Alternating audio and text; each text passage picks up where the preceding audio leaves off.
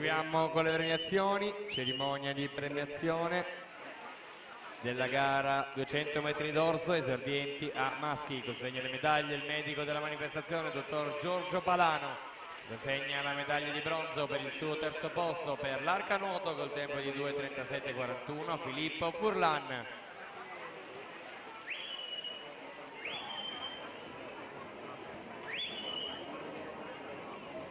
Secondo posto medaglia d'argento sempre per l'arca nuoto col tempo di 2:36:78 Riccardo Manca.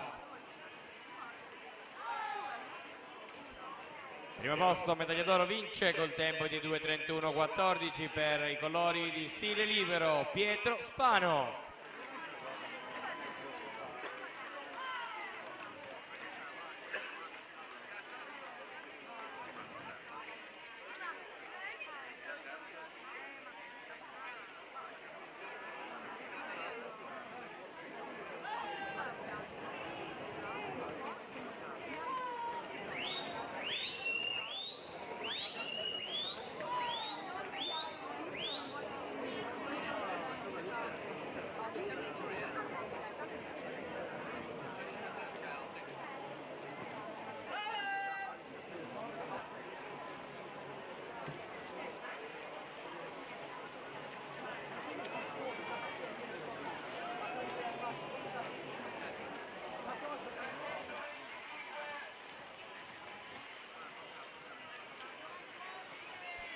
Per la quinta serie i blocchi di partenza in corsia 1 Caterina Cicchinè, infine a Team Piceno, alla 3 Anna Lucia Perrone, circolo nuoto Wisp, 4 Martina Godia, circolo nuoto Wisp, corsia 5 Elisa Cerioni, Lideros, 6 Giorgia Gavioli, circolo nuoto Wisp, 7 Giulia Bertocchi, circolo nuoto Wisp, corsia 8 Veronica Rosso, Arca Team, assente in corsia 2 Giorgia Sgoverti, circolo nuoto Wisp.